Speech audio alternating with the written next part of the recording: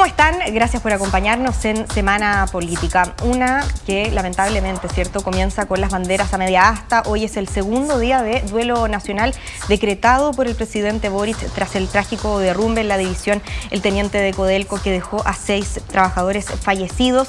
Debe haber justicia, dijo el mandatario, mientras ya en las próximas horas van a continuar las diligencias por parte de la Fiscalía Regional de O'Higgins por un eventual cuasi delito de homicidio. Un lamentable hecho que sin duda también fue comentario obligado por parte de los candidatos presidenciales y que nos tuvo, cierto, todo el fin de semana atentos y también atentos al resultado de esa investigación. Pero ya que hablamos de quienes buscan llegar a la moneda, este domingo se conoció la primera encuesta Academ de agosto y las noticias no son muy buenas para Evelyn Matei.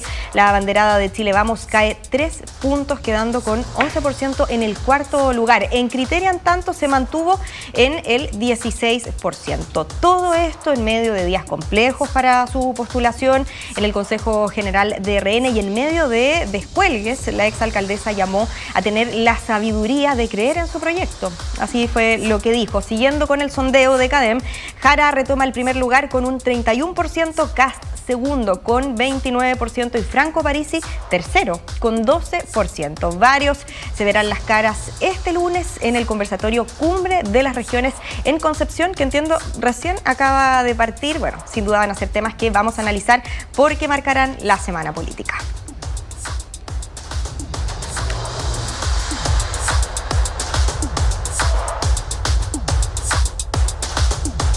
Y vamos de inmediato hasta el Palacio de la Moneda para desarrollar el tema del día. El gobierno estuvo monitoreando el minuto a minuto del rescate de los mineros en la división El Teniente. Estamos en duelo nacional y el presidente Boric, tal como lo decíamos, insistió por la justicia. ¿Cuáles han sido las reacciones políticas a esto? Se lo vamos a preguntar a Valentina Godoy, quien desde temprano también ahí ha estado a la espera de declaraciones. ¿Cómo estás, Vale? Muy buenos días. Hola, Bea.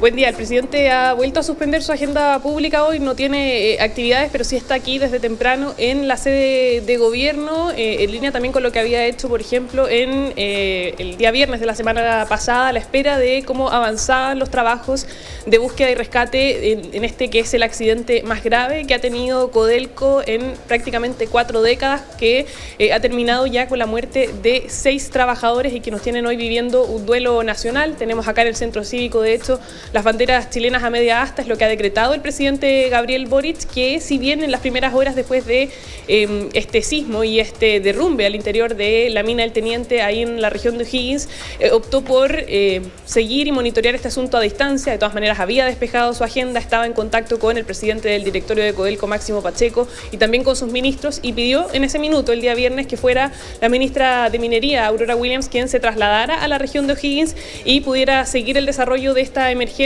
y del rescate y de la búsqueda. Con el correr de las horas se fue también aquilatando esta lamentable realidad, Bea, que terminó por confirmar la muerte de estos 6 trabajadores contratistas de Codelco: Paulo Marín, Gonzalo Núñez, Alex Araya, Carlos Arancibia, Jan Miranda y Moisés Pavés. El presidente Gabriel Boric se trasladó el sábado, cuando ya había más información sobre los primeros fallecidos, y también estuvo ayer en el edificio corporativo de Codelco, ahí en Rancagua, reunido con las máximas autoridades de la empresa, también con sus ministros, y planteando que ahora sí es momento de pensar también en las responsabilidades en torno a este accidente, porque si bien en las primeras horas el presidente decía hoy el foco, hoy la prioridad tiene que estar puesta en la posibilidad de rescatar a estos trabajadores, ya el día domingo, cuando teníamos toda la información y sabíamos de la muerte de estos 6 funcionarios, el presidente Gabriel Boric lo que dice es que ahora es momento también de que actúe la justicia, y para eso, dice él, la justicia tiene que estar a tiempo. Es una frase que él ha repetido en distintas instancias y lo vuelve a hacer en este caso tan delicado, tan crítico también para la minera estatal. Vamos a ver lo que dijo el presidente Gabriel Boric. Estamos dando cierre a una etapa, la primera, quizás la más dolorosa y la más sentida para las familias, que es el rescate. Comienzan inmediatamente otras etapas, la de esclarecer los hechos, qué fue lo que sucedió. Tiene que haber justicia. Y como bien me dijera una familiar ayer, acá no hay que aplicar este adagio que dice que la justicia tarda pero llega. Cuando la justicia tarda y no es oportuna, no es justicia.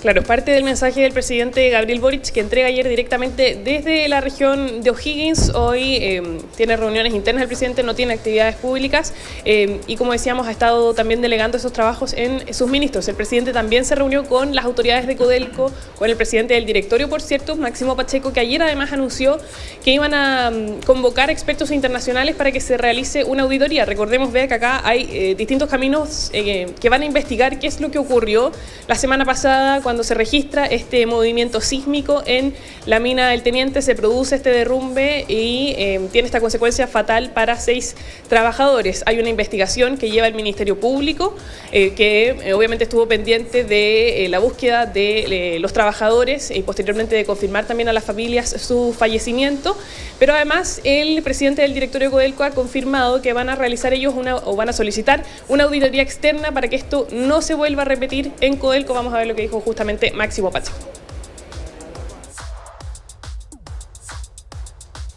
Una auditoría internacional con los mejores expertos que hay, no solo en geomecánica, en geofísica, no solo en minería subterránea, sino que también en procesos y protocolos de seguridad.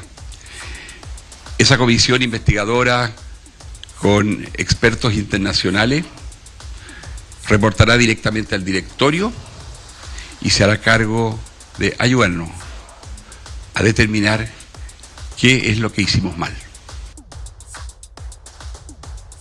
Bueno, eso mientras la ministra de Minería, Aurora Williams, recuerda que la división El Teniente, la mina El Teniente, no va a poder funcionar en los próximos días. Esto sabemos tiene un costo importante también para el fisco diario, el hecho de que no funcione esta mina, pero hoy lo que se ha dicho es que las condiciones no están, y es lo mismo también que han manifestado los trabajadores, que han planteado ciertas dudas, ciertas preocupaciones respecto a la posibilidad de volver a ejercer funciones en la mina El Teniente, sobre todo cuando, a propósito de este accidente, han surgido varias voces de personas que decían que los mismos trabajadores habían estado advirtiendo en semanas o días previos que esta mina estaba llorando, que habían desprendimientos y por lo mismo se podría haber generado ahí una alerta con anterioridad, que es por cierto algo que va a tener que investigar ahora el Ministerio Público y también esta auditoría que va a llevar a cabo Codelco con empresas internacionales. ¿Qué pasa con el funcionamiento hoy del Teniente? Es parte también de lo que explica la ministra de Minería. Entonces, no estamos en condiciones de dar garantías, sino que en la práctica de revisar caso a caso y conforme a los antecedentes y a la revisión que será en el momento que corresponda, se definirán aspectos como lo que usted señala. ¿Pero hay un tiempo, un plazo definido para eso? No existe un plazo en nuestro sistema.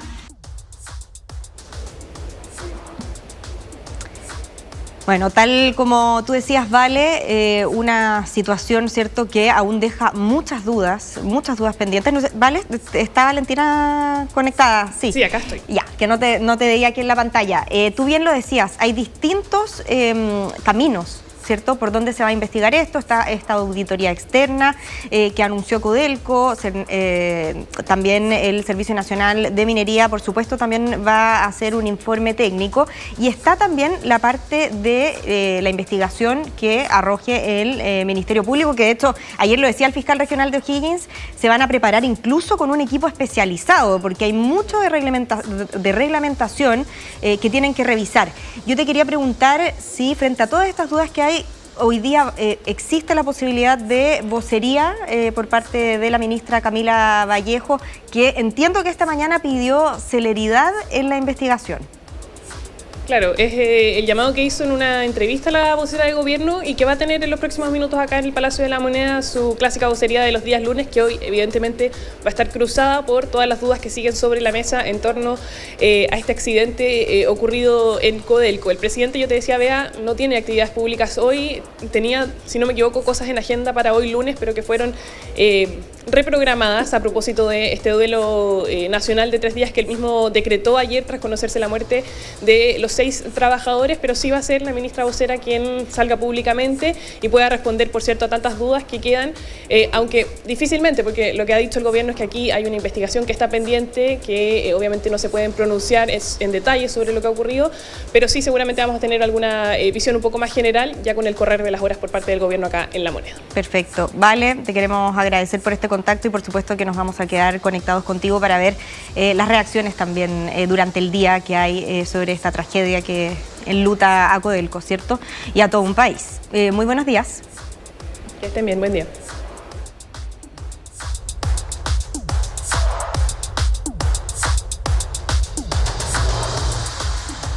Bueno, no solamente está este tema, también la carrera presidencial que sigue su rumbo. Estamos con el diputado de Renovación Nacional, Eduardo Durán, para abordar justamente cómo se viene la campaña de Evelyn Matei. ¿Cómo está, diputado? ¿Cómo está, Beatriz? Muchas gracias por la invitación. Oiga, antes de entrar ya a la arena más política, no le puedo, ¿cierto?, dejar de preguntar sobre este trágico derrumbe que ocurre en Codelco, que termina con estas 6 víctimas fatales. Teníamos la esperanza, me imagino usted también estaba ahí siguiendo el minuto a minuto de que alguno de ellos pudiese ser encontrado con vida. No fue así. ¿Qué espera usted de la investigación? ¿Qué le parecen las medidas que se están tomando? Por supuesto, es el tema que como país es prioridad en este momento, y aprovecho en esta oportunidad de entregar mis sinceras condolencias a la familia de los mineros fallecidos, esperando que, tal como lo dijo el presidente de la República y todas las autoridades que han intervenido en este caso, que se agoten las instancias de investigación para que se sepa finalmente los motivos y las causas por los cuales estos mineros, trabajadores chilenos, perdieron la vida al interior de la mina El Teniente. Es muy lamentable. Esperamos que, como lo dije anteriormente, esto se pueda dilucidar de la mejor forma y todas las responsabilidades que existen, tanto técnicas, profesionales, políticas, eventualmente puedan conocerse y responder en el caso que sea necesario ante la justicia. Ahora, el presidente de Codelco anunció ayer una auditoría internacional. ¿Le parece suficiente esta medida y está conforme con la respuesta que entregó Codelco para la emergencia? Se lo pregunto porque hay voces como el senador socialista Fidel Espinosa, que incluso plantea de que Máximo Pacheco debiera dejar su cargo. Bueno, yo no quiero hacer de este caso tan lamentable un tema político. Ya es muy sensible, ya hay personas que fallecieron, perdieron su vida, hay familiares todavía que aún lloran la pérdida de ellos y no pueden todavía darle una digna sepultura. Por lo tanto, yo no entraría tan directamente a deslindar responsabilidades Máximo Pacheco. Aquí hay unas planas gerenciales, hay temas técnicos de por medio.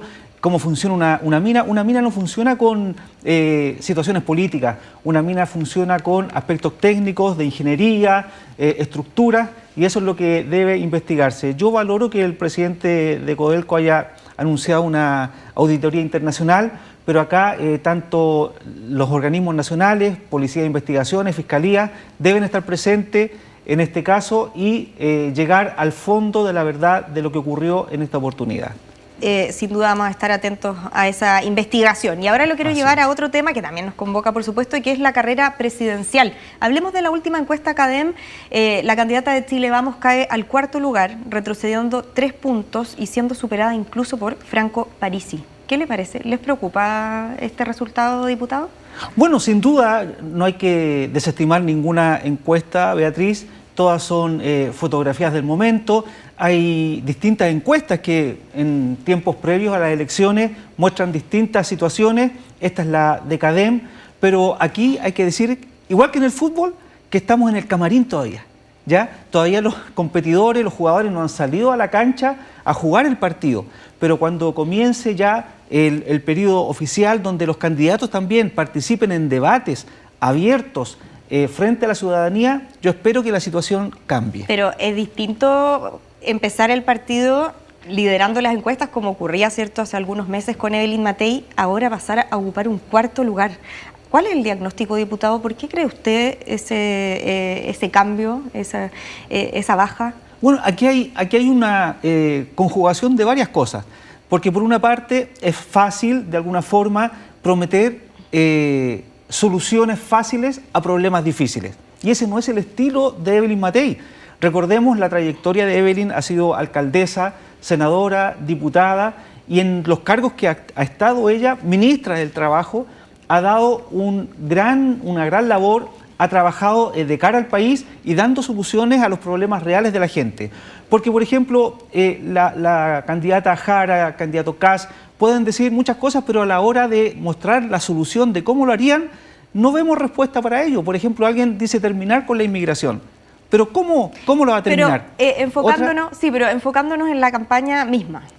Por eso le pregunto, si usted, ¿cuál es su diagnóstico de la campaña misma de la candidata? Por ejemplo, con un jefe de campaña como Diego Paulsen. ¿Cómo ha visto usted el desempeño de Diego Paulsen? Yo, más que hablar de Diego Paulsen, me referiría más a nuestra candidata Evelyn Matei. Pero Diego Paulsen es el jefe de campaña. Es parte de un equipo que tiene que haber una reestructuración, sin duda, cuando las cosas se ven que no están marchando de la mejor forma posible. ¿Tiene que salir? Hay que preguntarse por qué está pasando, tiene que haber reestructuración. No estoy hablando si él como persona tiene que salir, pero el equipo tiene que rearmarse, los partidos políticos que también están apoyando la candidatura tienen que ver de qué forma apoyarla, los liderazgos nacionales. Recordemos que Evelyn Matei en la campaña de alcaldes recorrió todo el país con los candidatos a alcalde. Ahora falta que los alcaldes en ejercicio salgan también a apoyar a la candidata. Cuando usted habla de reestructuración, ¿habla, por ejemplo, de cambiar al jefe de campaña también?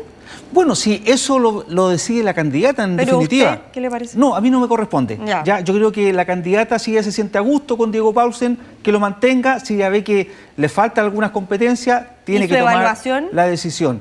Yo veo que el comando en sí tiene que haber reestructuración. Ya, nuevamente, la figura de Diego Paulsen, para mí en este caso no sería la preocupante, sino que es cómo se arman los equipos. Yo echo de menos que Evelyn Matei demuestre todo el potencial que tiene. La echo de menos también en la calle, ya cerca de los problemas donde la gente está teniendo los problemas, porque, por ejemplo, yo le hablo de mi distrito es el distrito 13, ¿ya? Y en el distrito 13 está cerca del hospital El Pino, que atiende a la comuna de San Bernardo, El Bosque y parte de La Pintana. Yo fui el otro día al hospital El Pino porque la sección de gastroenterología está cerrada. No hay gastroenterólogo.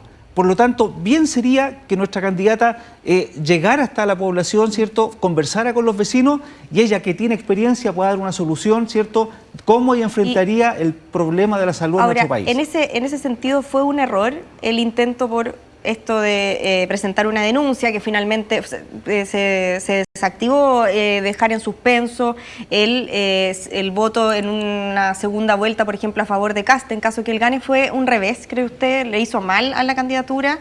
¿Cómo evalúa ese episodio? Yo creo que a Evelyn Matei la indujeron, ¿cierto?, a expresarse respecto del tema de la denuncia, ¿ya? Finalmente no fue una declaración o una acción muy afortunada, considerando también, Beatriz, que en tiempos de campaña los ánimos se encrispan, hay mucha sensibilidad, ¿ya? Y nos falta el militante, nos falta miembros de algún partido que cometan algún error, ¿cierto?, de campaña, que eso perjudique a nuestra candidata. Seamos claros, porque hubo manipulaciones para demostrar que Evelyn Matei sufría, por ejemplo, problemas de Alzheimer, que no es la verdad. Entonces se dejó de ver un video que fue manipulado y eso no puede ser, eso no puede ocurrir en política. En política últimamente estamos viendo que gente ya usa las redes sociales, pero para hacer daño, no para transmitir un mensaje político, no para transmitir una propuesta, sino que para hacer daño directamente a los candidatos. Ahora, ¿usted es partidario de que exista un plan B antes, o sea, de cara a la primera vuelta?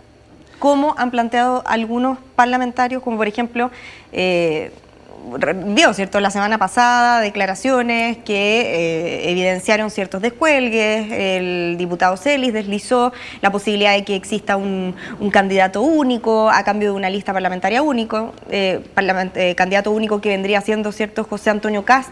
¿Usted es partidario de evaluar ese plan B? Yo soy partidario, Beatriz, de que dejemos correr a nuestra candidata. Ya la UDI, como Renovación Nacional, en su Consejo General de este fin de semana, nuevamente le manifestaron su respaldo.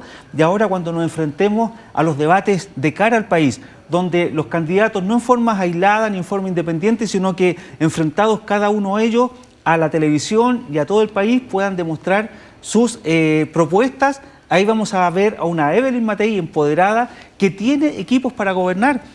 Beatriz, pero ¿no les preocupan los descuelgues?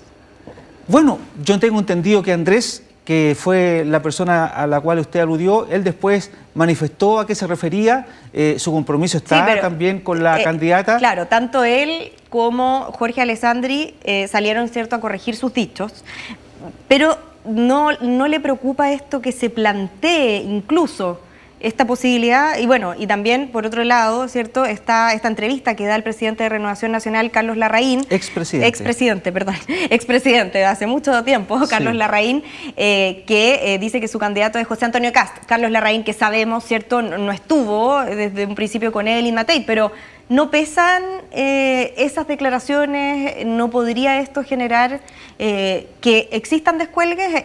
No sé si lo ven como una realidad que podría ocurrir. Yo creo que estos dos casos no hacen la generalidad. Ya usted me hablaba de Alessandri y de Celis, ya ambas bancadas, tanto la bancada de diputados de la UDI como nuestra bancada de Renovación Nacional, nos hemos cuadrado con el proyecto de Evelyn Matei. ¿Ya? Pero quiero insistir en esto, ella es la única, y la gente lo tiene que tener claro, que da garantías de gobernabilidad en el país. Porque ya lo dije en un principio, uno no da respuestas a los problemas que plantean y a las soluciones que dice ofrecer Jara, que es nuestra real contendora, no tiene nada que decir respecto del empleo. Ella fue ministra del Trabajo y la encuesta del INE nos da que en 12 meses, en un año, Chile creó 141 empleos, no 141.000. 141 empleos se crearon desde el año pasado hasta el día de hoy. La ministra del Trabajo hoy candidata a la presidencia de la República. Por lo tanto, tenemos en Evelyn Matei una persona que sí da garantías de gobernabilidad. Tiene equipos, Beatriz, que fueron los que rescataron a los mineros, que fueron los que solucionaron el problema de la pandemia, reconocido a nivel mundial. Los equipos que están con Evelyn Matei, para terminar, son los que también, junto al presidente Piñera, reconstruimos el país después del terremoto del 2010. Ahora, usted dice, diputado, ¿cierto?, algo que es cierto. La UDI, el Consejo de la UDI, el Consejo de Renovación Nacional salieron a apoyar a Evelyn Matei luego de estas declaraciones. Pero yo le quiero preguntar, y ahí también en la sinceridad de lo que se conversa entre bancadas, entre diputados, ¿este tema ha sido tema de conversación entre los diputados, entre los senadores, esta posibilidad siquiera de ver un plan B antes de la primera vuelta debido al resultado que están teniendo en las encuestas? Nuestro plan B, y aspiramos a que esto también se pueda... ¿Pero se ha conversado? Llevar a cabo. Lo que hemos conversado es que esperamos un gesto del Partido Republicano, que es el partido líder del conglomerado Unidad por Chile, ya que hagamos un gesto como derecha y centro derecha general, de ir en una lista parlamentaria, porque lo más importante, es importante la presidencia. Pero a cambio de un, sin duda. O sea, por ejemplo, usted estaría, por eso le pregunto, si se ha conversado siquiera la posibilidad de lista parlamentaria única a cambio de un candidato único. No, por eso... ¿Pero eso nunca se ha planteado? No, por eso yo quería avanzar en eso. Nuestra prioridad, ¿cierto?, es apoyar a nuestra candidata Evelyn Matei hasta la primera vuelta. Si ella pasa la primera vuelta, sin duda va a ganar a la candidata de izquierda, ¿ya? En el caso eventual de que no fuera Evelyn Matei, ¿ya?, y pasa José Antonio Kast, por supuesto, y yo no me pierdo en eso, él va a ser mi candidato de segunda vuelta y lo vamos a apoyar con toda la fuerza, porque nuestro contendor, Beatriz, es la izquierda. Mi contendor no es José Antonio Kast, pero sí nos gustaría un gesto de republicano de ir en una lista parlamentaria única, puesto que sí es importante la presidencia, sin duda, pero si no tenemos un Congreso con mayoría que pueda llevar adelante en el Congreso leyes que transformen y den viabilidad a un país en crecimiento y con transformaciones, con la izquierda no lo vamos a lograr. Por eso lo importante ahora es que compitamos en una primera vuelta con ambos candidatos, pero sí vamos unidos en una lista parlamentaria. Ya, y por eso yo le voy a insistir en el punto. ¿Siquiera se ha planteado o se ha conversado la posibilidad de que Matei no continúe como candidata? A nivel de bancada, se lo aseguro, Beatriz, que no se ha planteado, no se ha conversado, y los parlamentarios... Pero usted, que conoce también de las conversaciones de pasillo... Conmigo nadie ha discutido ese tema, ni yo tampoco lo he planteado, porque no es mi visión. Ahora, porque Sebastián Sichel, lo que ha dicho, de hecho el ex candidato presidencial, ¿cierto?, ha dicho que a él le tocó ver lo mismo. Muchos que se movían por encuestas, no por convicciones, es la precariedad de una política basada en cargos y no ideas, que se basa en odios y no en proyectos, dijo. ¿No se está repitiendo un poco la historia de lo que pasó con Sichel? Bueno, en el caso de Sichel yo creo que la situación es distinta, con el respeto que él me merece. Él no tenía historia dentro de Chile Vamos, ya fue ministro, sí, el presidente Piñera, ya, pero en el caso de Evelyn Matei es distinto. Y yo insisto, con el respeto que me merece el alcalde ahora, Sichel, Evelyn Matei es una persona de la cual tiene una trayectoria imborrable dentro de nuestro conglomerado centro-derecha. Lo dije, siendo diputada, siendo senadora, siendo alcaldesa, siendo ministra del Trabajo. Ella ha dado muestras con su capacidad, ya que es una persona que adhiere fuertemente a nuestros principios, a nuestros valores, y ha dado muestras de ejercer liderazgo en momentos claves cuando Chile lo ha necesitado. Perfecto. Y por último, ya para cerrar, usted habló de reestructuración, de la necesidad de reestructurar el comando y por tanto darle otro rumbo a la campaña, pero ¿qué le parecieron las disculpas de Evelyn Matei en el Mercurio, en esta carta dirigida a Sebastián Edwards, en donde pide disculpas si sus declaraciones afectaron a alguien? Esto por lo que dijo del tema de las muertes en dictadura. Dice ahora en esta carta que claro, que no la justifica. ¿Qué le parece? Yo lo valoro enormemente. Ya nadie podría estar de acuerdo con las situaciones lamentables que se vivieron en ese periodo, ¿ya? ¿Y quién no puede equivocarse en alguna declaración? Yo, usted, todos nos hemos equivocado. Errar es humano. Pero lo importante de esto es reconocerlo. ¿Pero es una equivocación o es una convicción que yo tenía creo que la en su candidata? momento... Porque, por ejemplo, la presidenta del Partido Socialista decía que no le creía, que era difícil creerle. Es que estamos en un tiempo de campaña, Beatriz, donde las posturas se van a encrispar, donde cada uno va a ser más duro, y si Evelyn Matei tuvo la hidalguía de reconocer un error, hay que valorarlo. Todos nos equivocamos en algún momento, y lo importante de esto es que podamos reconocer el error y de cara al país con sinceridad decir, nos equivocamos, rectificamos, sigamos adelante. Perfecto. Diputado Eduardo Durán, muchas gracias por Beatriz, esta entrevista. Muchas gracias. Que esté muy bien y éxito ahí camino a Valparaíso. Muchas gracias. Vamos a seguir nosotros en el tema presidencial y de la campaña de Evelyn Matei. Nos vamos a pasar también a hablar, por supuesto, de los otros candidatos, porque se conoció la primera encuesta Academ de agosto y si bien no fueron buenas las noticias para Evelyn Matei, sí lo fueron para, por ejemplo, Janet Jara, que recuperó el primer lugar, Franco Parisi, que se quedó, cierto, con el tercer lugar. Bueno, todo esto y más se lo vamos a preguntar a Diego Quesada. ¿Cómo estás, Diego? Muy buenos días. ¿Qué tal, Beatriz? Muy buenos días. Claro, las encuestas de opinión son las que están marcando el ritmo también de esta carrera presidencial y tú lo conversabas también con el diputado Durán, el camino también de la candidata Evelyn Matei también en esta carrera presidencial, en donde se conocieron varios sondeos de opinión durante este último fin de semana, pero hay uno en que llama, por supuesto, más la atención, que es donde se presentan las variaciones más llamativas, por decirlo de alguna manera, que tiene que ver, por supuesto, con esta encuesta Academ que se conoció en la jornada del día de ayer, en donde dentro de todos estos sondeos Evelyn Matei cambia de posición, baja del tercer lugar al cuarto, siendo superada por el abanderado del PDG, Franco Parisi. Una encuesta que es liderada, la Academ, por José Antonio Kast con un 28%, luego Janet Jara, la abanderada del oficialismo, con un 27%,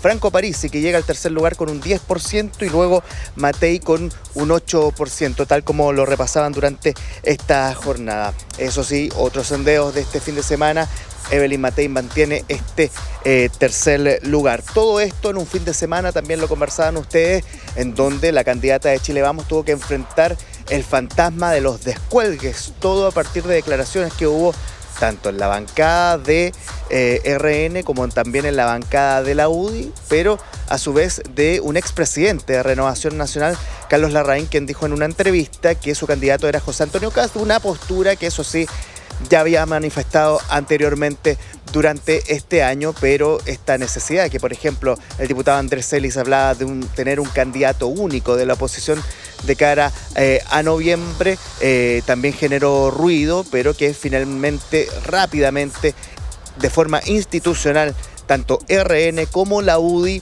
salieron a respaldar y a reafirmar lo que han dicho durante todo este año, que su candidata es Evelyn Matei. Tenemos, entiendo, declaraciones sobre este tema. Pasemos a revisar más adelante aquellas palabras. Una candidata, Evelyn Matei, que durante este fin de semana también, y tú lo comentabas con el diputado, a través de una carta abierta al Mercurio, respondió a dichos del economista Sebastián Edwards, quien hace unos días consultado por si apoyaría a la candidata Evelyn Matei en la carrera presidencial o votaría por ella. Más específicamente, señaló que la exalcaldesa de Providencia tenía que aclarar sus dichos respecto a estas muertes inevitables luego del golpe de Estado de 1973, una frase que generó gran controversia hace unos meses.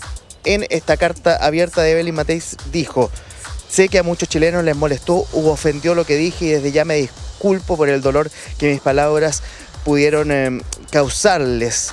Lamentablemente hubo persecuciones y muertes, no las justifico y no las defiendo. Fue lo que dijo Evelyn Matei a través de esta carta. Escuchemos lo que dijo durante esta jornada la presidenta del Partido Socialista, Paulina Bodanovich, la senadora en Tele 13 Radio, respondiendo precisamente a esto.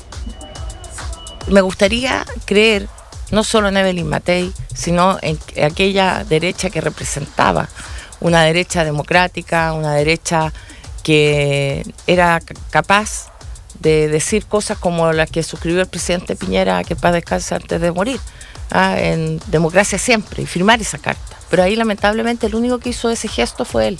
Ningún presidente, ni de RN, ni de la UDI, ni de Bópoli, nadie firmó ese documento.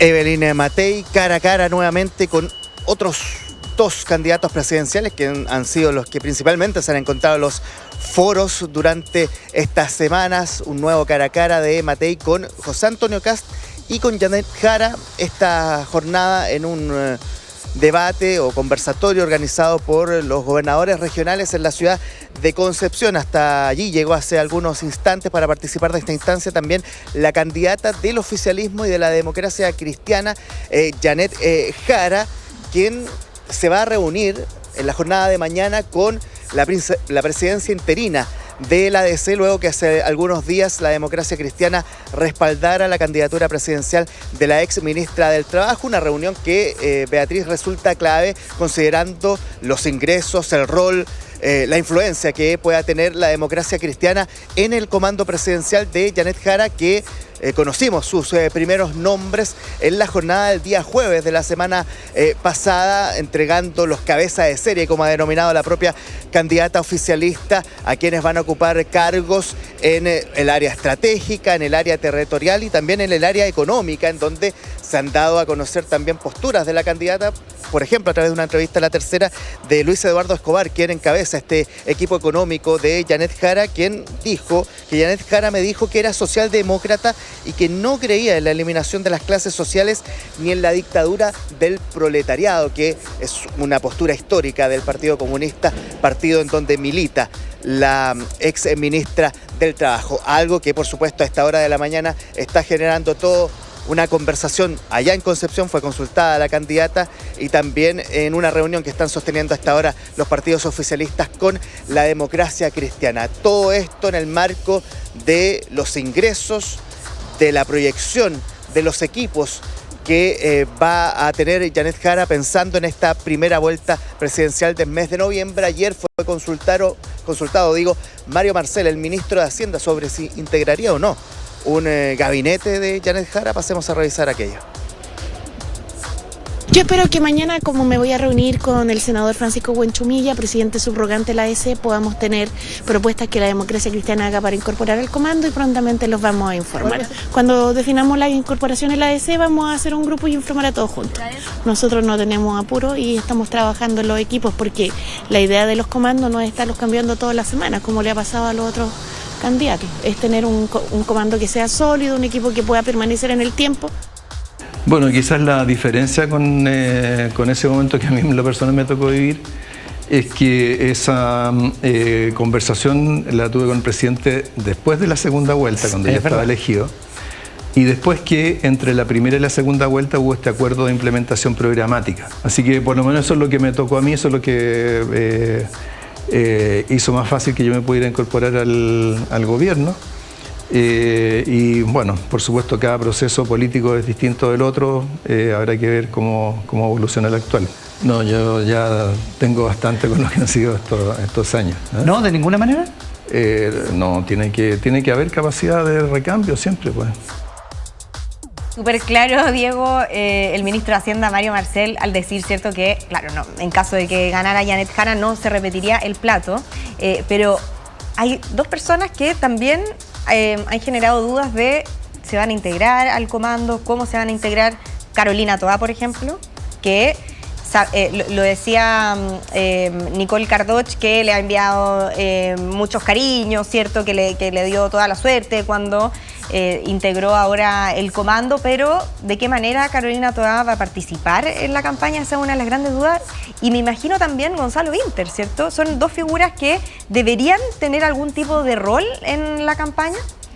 La propia candidata Janet Jara ha señalado durante los últimos días que ha conversado precisamente con sus dos ex contendores en la primaria, tanto con Carolina Toá y también con Gonzalo Vinter, lo que se estima dentro del entorno de la candidata oficialista, que al menos el diputado Gonzalo Vinter, quien probablemente vaya a la reelección y con este rol de diputado también puede ser un poco más difícil que tenga un rol más protagónico dentro del comando, y existe la duda, como no, de si Carolina Toá va a tener alguna participación. Ha habido diálogo entre ellas, han conversado, lo ha dicho la propia candidata Janet Jara, pensando si va a participar o no en algún rol Carolina Toá. El que sí tiene un rol en el equipo estratégico de la campaña de Janet Jara es otro contendor de la primaria, es el diputado de la Federación Regionalista Verde Social, Jaime Mulet, que llegó el jueves pasado también con su tradicional bufanda verde a esta primera reunión que van a tener los equipos de Janet Jara. Él formalmente ya está en un rol en el comando de la candidata oficialista de la Democracia Cristiana, a la espera, si se define o no, tener alguna participación un poco más activa de Carolina Toá o de Gonzalo Vinter, quienes compitieron en esta primaria oficialista hace ya algunas semanas. Claro que sí. Jaime Mulet, a todo esto, que hace poquito dijo que las negociaciones para la lista parlamentaria única, que de hecho se están llevando a cabo en el Partido Socialista con justamente la Democracia Cristiana, bueno, él dijo que están estancadas. Vamos a ver qué es lo que pasa ahí también. Muchas gracias, Diego, por este completo panorama político. Que estés muy bien. Chao, buen día. Chao, chao. Y vamos a justamente hablar de algo que ha sido relevante, sobre todo en los últimos días, un lenguaje directo, cercano, convivencias personales y cotidianas. Es parte esencial de la estrategia que en redes sociales han desplegado los candidatos presidenciales, por ejemplo, en sus cuentas de Instagram, de TikTok. Es que llegar a ese amplio número de votantes que está obligado a sufragar en noviembre resulta clave. Pasemos a revisar la nota justamente que preparó nuestro compañero Diego Quesada. Hola, bienvenidos, soy Janet Jara. Ella es Evelyn. José Antonio. Sí. Hola, Franco. Ya... Es el lugar donde se muestran en otras facetas. Estamos preparando un rico yacarero. Les voy a mostrar cómo hago la mayonesa con ajo. Es un verdadero manjar. Desde bailes, pasando por rutinas de ejercicios, hasta virales. Me dicen que llevo en mi cartera. Así que uso un bolso, una mochila. Yo creo que la campaña se está jugando en TikTok. Aquí la política está en 60 segundos, en un minuto, y es algo que nosotros tenemos que aprender a convivir con ella. Más allá de los foros, los debates o el despliegue en terreno, todos los candidatos presidenciales han desarrollado una fuerte presencia en redes sociales, un campo que tiene sus propias lógicas. Hoy en día nos estamos encontrando con contenidos diseñados específicamente para cada una de las plataformas, con tonos muy distintos, con lenguajes distintos y apuntando a públicos específicos. Lo digital ha ganado terreno en las campañas electorales, tanto en Chile como en el mundo hace ya varios años. Desde la opinión y confrontación de X, pasando por la difusión de contenidos en Instagram y una lógica más cercana en TikTok. Hola, soy la Evelyn. Me van a mostrar fotos, yo les voy a ir contando qué es lo que pasaba en ese momento y dónde estaba. Me gusta mucho bailar, me gusta cultivar plantas, leer harto también, me gusta ver series. ¿Y nosotros? no paramos. Las historias y gustos personales junto a la difusión de propuestas con un lenguaje directo se toman las publicaciones. Eso genera mucho más cercanía, genera mucho más empatía, le da una cara distinta. Tenemos que entender además que eso hace que yo lo recuerde mucho más. Alcanzar la mayor popularidad posible es el objetivo de todos. Y es que ese votante que acudirá a las urnas solo porque es obligatorio es un nicho con características particulares, afirman expertos. El 45% de los chilenos no tiene identidad política y entre 4 y 4,5 millones de personas son ese votante obligado. Son personas que no se informan de política por medios tradicionales, que tampoco demuestran altas tasas de interés en la elección. No tiene preocupación sobre si la candidata A o el candidato B milita en un partido político o de alguna manera tiene una historia electoral o ideológica muy marcada. Ellos se van a mover por elementos más cortoplacistas, emocionales, no tanto así por la mochila que los candidatos pueden tener en su historia. La campaña por redes sociales ha marcado las últimas semanas de la carrera presidencial. A mí me han tratado como enemiga. ¿Vamos a aceptar que un grupo de matones haga política de esta manera? Condenamos cualquier mal uso de redes sociales, de medios de comunicación. Lo condenamos, siempre lo hemos condenado. Evelyn Matei apuntó que Republicanos estaba detrás de una campaña sucia para poner en duda su salud mental, con anuncio de acciones legales que no se concretaron. Aludía directamente a cuentas de adherentes de José Antonio Kast. Ya solamente con las redes sociales nosotros logramos un 13%. Ya en 2021, Franco Parisi salió tercero en una campaña solo de redes sociales. Johannes Kaiser pasó de YouTube al Congreso y de ahí a una candidatura presidencial. El uso de lo digital presenta oportunidades y también alertas. El desafío es aprovechar estas plataformas de redes sociales de una manera consistente, de una manera estratégica y evitando la toxicidad y evitando los contenidos que puedan ser mucho más polarizados, evitando la desinformación. Los mecanismos digitales, que ya hemos visto como han ido creciendo desde el año 2008 con el gran caso de Obama, en esta elección en particular, con el voto obligatorio y las características del votante chileno, toma más relevancia que nunca. ¿Y se vienen más planes? La carrera presidencial en la época de los Reels y TikTok. Valerina Capuchina. Una campaña que va más allá del puerta a puerta y los programas de gobierno y que se vuelca a las redes sociales.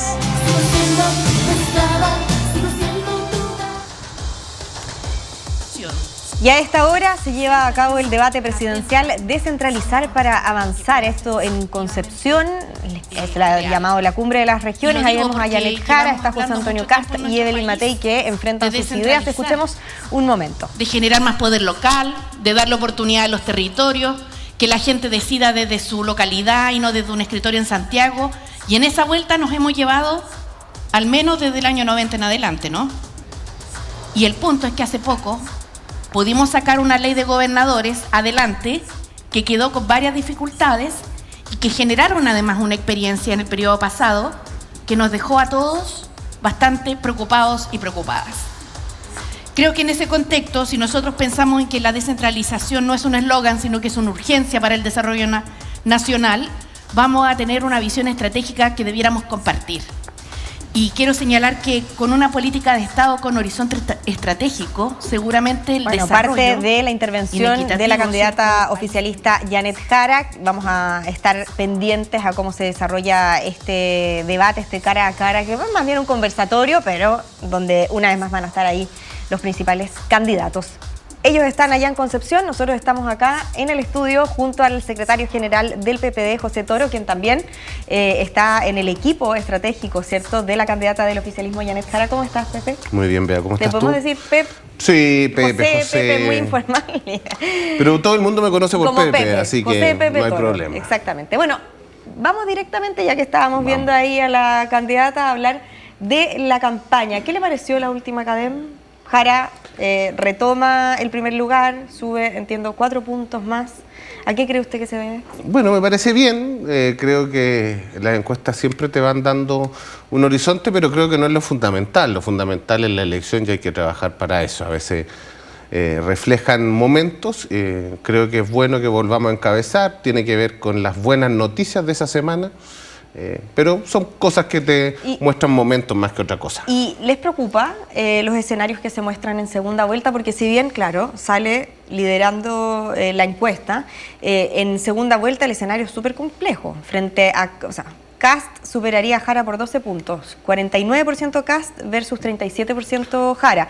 Matei la superaría por 5 puntos. Parisi empataría con Jara. El único que perdería por 7 puntos con Jara sería Kaiser. ¿Les preocupa esa proyección que se hace? Son parte de los desafíos que tenemos como equipo estratégico, que siempre están puestos sobre la mesa para el diseño de una campaña, en cómo logramos tener entonces un buen resultado en segunda vuelta y también en primera vuelta. Ahora, hay que trabajar día a día para tener un mejor resultado. Ahora, parte de ese camino estratégico del que usted está a cargo, ¿cierto?, es que la candidata se defina como socialdemócrata. ¿Es a su juicio Janet Jara socialdemócrata, como dijo el encargado de su equipo económico en una entrevista en La Tercera, Luis Eduardo Escobar? Yo creo que es bien de una socialdemocracia la chilena. Y eso, ella siempre se ha definido como una persona de centro izquierda y pareciera ser que, dada la militancia que tiene a algún mundo, eso como que le causa cierta extrañeza. A nosotros no nos causa extrañeza, creemos claro que ella se define así, y me parece que liderar una coalición de centro izquierda tan amplia como la que tenemos hoy día, que incluye a la democracia cristiana hasta el mundo del PC, es un gran desafío que está en muy buenas manos y es un camino que estamos transitando. Ahora, ¿no es una estrategia de dar una señal de moderación? Se lo pregunto porque también Escobar lo que dice es que Jara no creía en la eliminación de las clases sociales ni en la dictadura del proletariado, que es algo que ha estado... Claro. En el ADN del Partido Comunista. Y claro, es parte como de la base... Y que estamos hablando de una persona que es militante comunista. Es parte de la base de una identificación del comunismo antes de la Guerra Fría. Por eso. Veámoslos en los hechos. Nuestra candidata Janet Jara es capaz de ponerse de acuerdo con todo el empresariado y sacar adelante una reforma de pensiones que beneficia al chileno y a la chilena y que le aumenta las pensiones y que va a empezar a ocurrir ahora en agosto y en enero. Eso es lo más socialdemócrata que uno puede encontrar, porque eso es el espíritu de la socialdemocracia, entender que en conjunto público y privado sacamos el país adelante. Ahora, pero igual le quiero preguntar, ¿no se está buscando acá dar una señal de moderación? Lo que se está buscando es mostrar lo que es. Que es la líder de una coalición de centro-izquierda, que a algunos les puede complicar su militancia comunista, pero el PC en Chile tiene diferente historia y uno dice, bueno, pero ¿por qué si le complica hoy día para liderar un proceso, cuando lideró el Ministerio del Trabajo y sacó adelante la reforma de pensiones, las 40 horas, todos con acuerdo transversalmente, ¿no? Ahí no fue un problema. No. Es una imagen, es la demostración empírica de que su manera de liderazgo, más allá de la militancia que tenga, tiene que ver con una socialdemocracia a la chilena. Ya, socialdemocracia a la chilena, pero han habido otras señales, como por ejemplo, el que Marcos Barraza finalmente no haya quedado como su jefe de gabinete. Eso se conversó mucho en el reporteo, digamos, se hablaba de la necesidad también de dar una señal de amplitud. ¿Tiene que ver con él? ¿Pasa por ahí esa decisión también? Creo que tiene que ver con una decisión específica de la candidata de mostrar una señal de que esto es una coalición que va mucho más allá del Partido Comunista, que son 9 partidos, que es una coalición y una alianza progresista históricamente las más amplias, creo que en Chile, o a lo menos desde la recuperación de la democracia. Y eso es una señal. Todo el amplio del progresismo tiene unidad y está detrás de la candidatura de Janet Jara, cosa que en Chile Vamos y en la ultraderecha no pueden decirlo. Que ¿usted puede asegurar que de la exconcertación estén todos detrás de la candidatura de Janet Jara? Se lo pregunto porque los partidos formalmente sí. Pero evidentemente, por ejemplo, en la democracia cristiana, el apoyo a Jara generó un quiebre. No es como que toda la DC se haya puesto detrás de la... Sí, el partido, la institucionalidad, pero evidentemente no hay necesidad de ir a buscar ese voto de centro, por ejemplo. Yo creo que siempre hay necesidad de ir a buscar y de ampliarnos a un mundo que hoy día no está. Eso es parte de de cualquier campaña, y eso es el gran desafío también en primera vuelta como en segunda vuelta. O sea, tenemos que crecer porque con lo que tenemos no basta, y por lo tanto, tanto al centro tenemos que seguir creciendo, como también a un sector de la izquierda que hoy día no está, ¿no? Cuando usted dice lo que tenemos no basta, ¿les preocupa este techo al que se ha dicho que ha llegado Janet Jara? ¿O este 30%? Siempre se ha hablado del 30%. Por eso le pregunto, ¿por qué no basta lo que tienen ahora? Porque lo que queremos es construir una mayoría social y política para gobernar Chile. ¿Y les preocupa ese techo? Nos preocupa ganar la elección, y para eso tenemos que ser capaces de crecer. Porque además creemos que tenemos la mejor lideresa que puede mejorarle la vida a las personas y mejorar sus condiciones materiales. Hacerse cargo de los problemas, hacerse cargo de un liderazgo que sabe lo que le pasa en la mesa del chileno día a día, porque viene desde ahí, porque tiene un origen que le ha podido ponerse a su historia y convertirse hoy día en candidata presidencial, en ministra, en subsecretaria. Entonces, creemos que ese liderazgo lo representa muy bien, porque al final ha vivido y ha sentido lo que siente la gran mayoría de los chilenos. Ahora, usted como parte importante, ¿cierto?, del comité estratégico, ¿de qué manera se va a integrar la democracia cristiana al comando? Bueno, ya tenemos un vocero. O sea, ya tienen, sí, hay uno. Y habrá más, y se definirá en su minuto, y vamos a tener noticias, yo creo, durante esta semana y la otra, que la propia candidata le corresponde anunciar. Ya. Obviamente la democracia cristiana se suma en las mismas condiciones que el resto de los partidos, por lo tanto, toda su estructura nacional, en todas las comunas, serán parte de todas las conformaciones de los comandos que en cada una de las comunas se tendrán. Y le pregunto esto también, como secretario general del PPD, ¿ha conversado con Carolina Toá? Hay quienes la han echado de menos en un rol quizás más activo en la candidatura. ¿Cómo se evalúa eso? ¿Se va a integrar directamente al comando? ¿Cuáles son los pasos que esperan ustedes como partido? Bien, a título personal, yo no me acuerdo un resultado de una primaria donde se le exija a los candidatos que pierden su incorporación tan rápida a alguna primera línea, ¿no? En general, dadas los procesos de todas las primarias, los candidatos que han perdido han mantenido su espacio, ¿no?, de bajo perfil, porque se supone y se entiende que quien tiene que tener ese liderazgo es la candidata que ganó. Ahora, hemos hablado con ella y ella está sin duda, y así también se lo expresó a la propia Janet, que ella está en condición de colaborar en todo lo que se requiera y todo lo que sea necesario, así como el PP está en cada uno de sus territorios participando activamente en esta campaña. ¿Y qué pasaría con el rol de Gonzalo Inter? ¿Debería usted, que ve la parte estratégica, sumarse o no? Yo insisto, creo que los candidatos o los precandidatos que perdieron deberían mantener sus roles, sus lugares, bien desde los espacios en los que están, más allá de que creo yo que no es bueno que tengan un primer perfil. ¿Y cómo ve usted la relación con el Partido Comunista como parte del equipo estratégico? Porque hemos visto que en reiteradas oportunidades ha tenido que salir la candidata a contestar adelantos que se han dado por parte, o sea, que ella misma ha acusado, ¿cierto?, por parte del presidente de la colectividad, ha tenido que salir a responder a declaraciones de Daniel Jadwe, como el tema de el Estado de Derecho, todo este debate que se armó.